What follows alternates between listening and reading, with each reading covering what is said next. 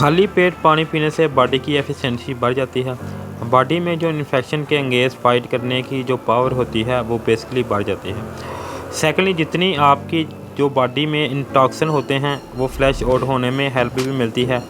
इसी तरह जितना हमारा वो स्टमक के अंदर जितना रात का खाना वगैरह या जो भी आप कह सकते हैं कि वो टॉक्सिन वगैरह होता है, एक दफ़ा आप एम्प्टी स्टमक पानी पी लेंगे तो वो सारे के सारे फ्लैश आउट होने में मदद मिल जाएगी।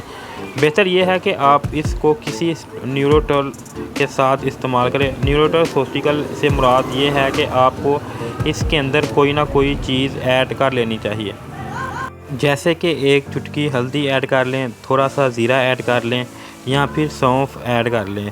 डिपेंडिंग आपकी मेडिकेशन, अगर आपको कोई डाइजेशन का मसला है तो वो इसके अंदर जो है ऐड कर सकते हैं। किसी को भी इसलिए इनडाइजेशन का मसला है तो वो ज़ीरा ऐड कर ले सकता है इसके अंदर। किसी को इन्फेक्शन का मसला है या पीसीओ का मसला है या फैमिली हेल्थ का कोई मसला है तो इसमें भी आप जो है ज़ीरा ऐड कर सकते हैं। बेहतर यही है कि जब भी आप नीम गर्म पानी इस्तेमाल करें खाली पेट, तो इसके अंदर कोई भी इस तरह की जो है चीज़ जिसमें ज़ीरा, हल्दी और जिस तरह मैंने आपको सौंफ बताया है वो ऐड करके ही आप इसका इस्तेमाल करेंगे तो इससे आपको जो है ज़्यादा जो है टॉक्सिन रिलीज़ करने से आपको की हेल्थ जो है ज़्यादा अच्छी तरह से बेहतर रहेगी।